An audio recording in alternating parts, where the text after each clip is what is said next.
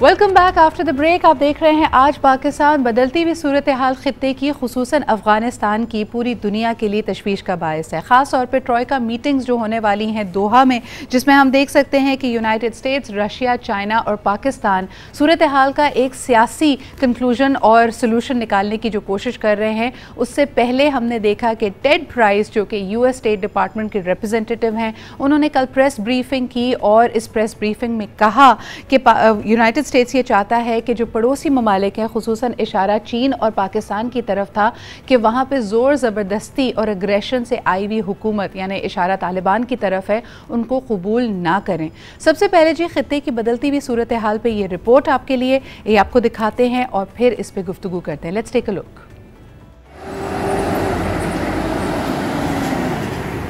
अफगानिस्तान में तालिबान की पेशकदमी में तेजी। कंदहार शहर पर कई अतराफ से हमला कर दिया। अफगान मीडिया के मुताबिक तालिबान कंदहार की सेंट्रल जेल पर कब्जा करना चाहते हैं। मुतादिद इलाकों में तालिबान और अफगान फोर्सेस में शदीद झड़पें जारी हैं।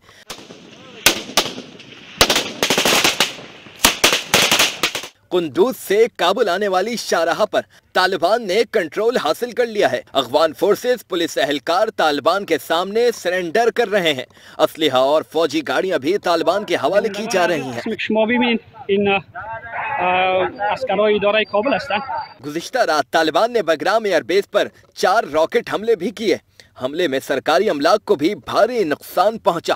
तालिबान ने बगराम एयरबेस पर अफगान एयरबेस के पायलट नवाब खान को कत्ल करने का दावा भी किया है।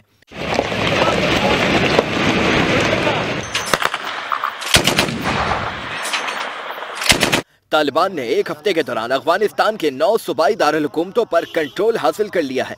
इनमें पुल-ए-खमरी के अलावा फराह, एबिक, कुंदूज, सरेपुल, तालफान, शबरगन और जरनज शामिल हैं। जबकि अफगान तालिबान की जानिब से शुमाल मशरकी सूबे बदख्शां के दारुल हुकूमत फैजाबाद पर कब्जे का दावा किया गया है। ताहम अफगान हुकूमत अफगान तालिबान के दावों की तरदीद करती है।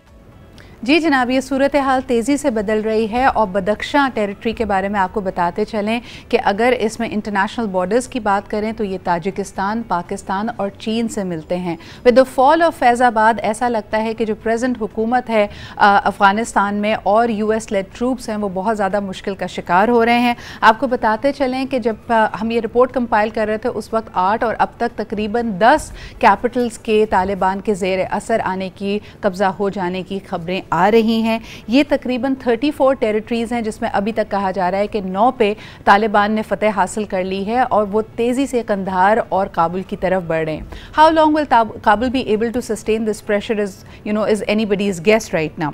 इसके अलावा आपको बताते चले इस सूरत हाल में तकरीबन 65% जो टेरिटरी है अफ़गानिस्तान की, वो तालिबान कंट्रोल के अंदर आती है। अब ऐसी सूरत हाल में US का ये कहना कि पड़ोसी ममालिक तालिबान हुकूमत को ना माने, अपने आप में एक बहुत बड़ा सवालिया निशान पैदा कर रहे हैं। क्योंकि दूसरी तरफ अगर हम इंटरनेशनल स्टेटमेंट्स की तरफ देखते हैं तो कई लोगों का ख्याल था कि अगर तालिबान हुकूमत आती है, एक पॉलिटिकली इलेक्ट होकर आती है, उनको सपोर्ट मिलेगी, तो we even had word from the defence minister of UK जिन्होंने कहा था कि जी यूरोपियन यूनियन और खुसूसन UK की अगर बात की जाए वो तालिबान की हुकूमत को मानेंगे। ये तकरीबन 1 महीने पहले की बात है, लेकिन सूरत हाल तेज़ी से बदल रही है। हमारे साथ इस वक्त मौजूद हैं रिटायर्ड ब्रिगेडियर सैयद गज़नफ़र अली शाह साहब। उनसे पूछते हैं कि ये बदलती हुई सूरत हाल खित्ते पे और ख़ुसूसन पाकिस्तान के लिए क्या मंजर डेवलप कर रही है। अस्सलाम वालेकुम गज़नफ़र साहब।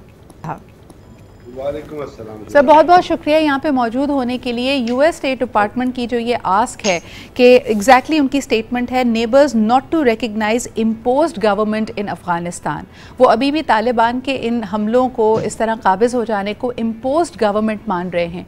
ये किस हद तक रियलिस्टिक है सर? बहुत बहुत शुक्रिया। रियलिज्म से तो अमेरिका का ताल्लुक कोई नहीं है। रियलिस्टिक चीज़ें अमेरिका कभी एनालाइज नहीं करता वॉर के अंदर।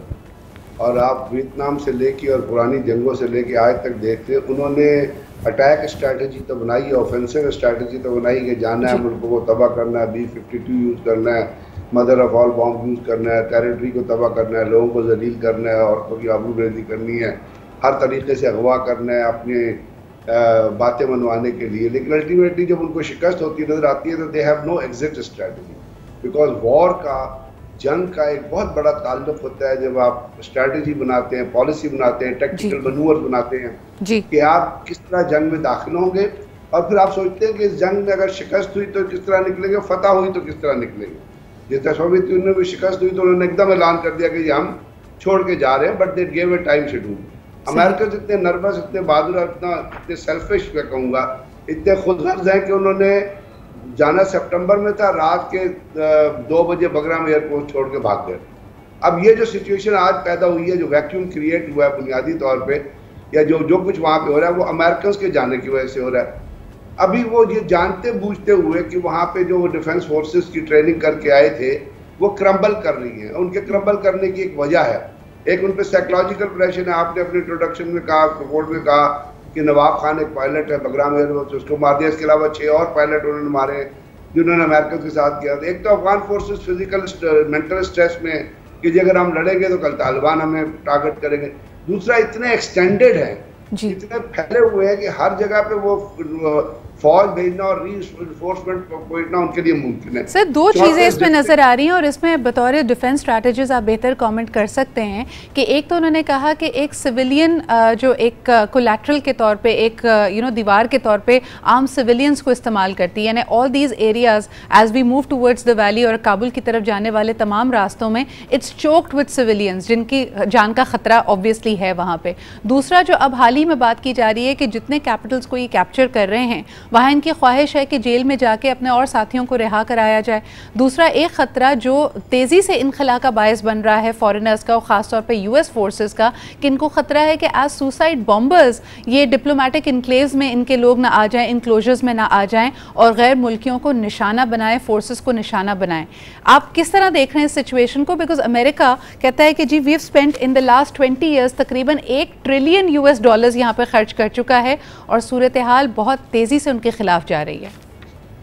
2 चीजें सिदरा जो कहूंगा, एक आपने पहले फरमाया कि जी जेल से ये जाते लोगों को अगवा करा वो रिलीज करवा लेंगे जी। मैं कहता हूँ ना, अमेरिकन कभी रियलिस्ट नहीं होते जी। वो अपनी बैक को प्रोटेक्ट करते हैं और वो झूठ बोलते हैं। They are hypocrites of the highest order.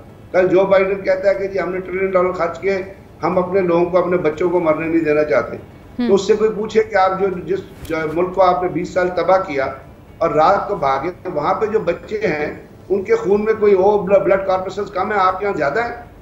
Mean सबका बराबर है। यहाँ जिनको आप छोड़ के जा रहे हैं, मार रहे हैं, जो आपने फरमाया कि जी लोग जो सरहदों पे मूव कर रहे हैं, सड़कों पे मूव कर रहे हैं और महाजरीन आ रहे हैं, तो ये महाजरीन जो है किसी और मिट्टी के, किसी और गोश्त के बने हुए, तो they are basically liars and they वो टॉप तक झूठ बोलते थे। मैंने कहा ना, वो रियलिस्ट नहीं है।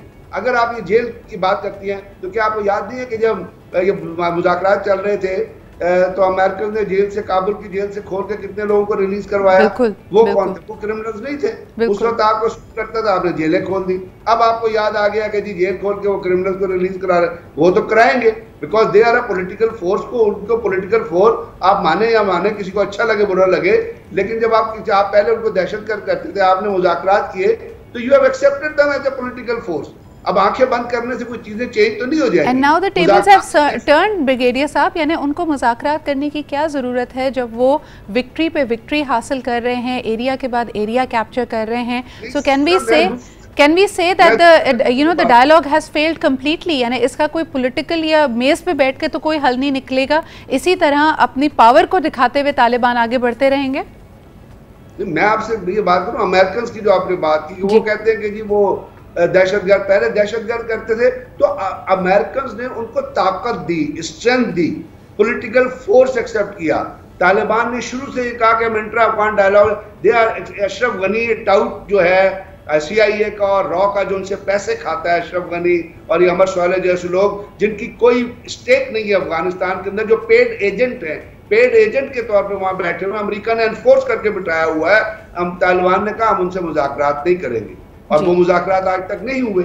तो बात ये है कि जो रियलिज्म होना चाहिए, American policy is the most flawed policy. बिल्कुल सर, आखिरी सवाल आपसे करना चाहूंगी बिकॉज ये 5G वॉर है। आपने खुद कहा कि ये बात किसी से ढकी छुपी नहीं है कि इंटरनेशनल फोर्सेस के साथ साथ भारत का जो अफगानिस्तान में इन्फ्लुएंस है, भारत की सरजमीन इस्तेमाल होती रही है गुज़िश्ता कई दिहाइयों से पाकिस्तान में law and order, security, terrorism को बढ़ावा देते हुए और लॉ एंड ऑर्डर को ख़राब करने के लिए।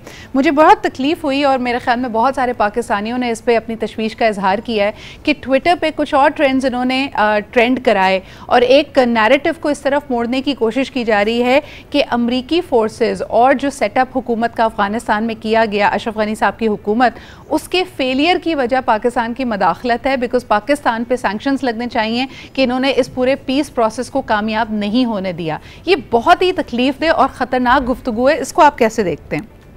ये तकलीफ जो खतरनाक तो हम एक्सपेक्ट करते हैं कि अमेरिका, इंडिया जैसा हिपोक्रेटिक, इंडिया जैसा फैशिस्ट ममालिक है जहाँ पे एक नरेंद्र मोदी जैसा फैशिस्ट और वो हिटलर नुमा आदमी बैठा हुआ है, उनके मैंने आपको बारहा कहा है, they have no morality and they have no legality.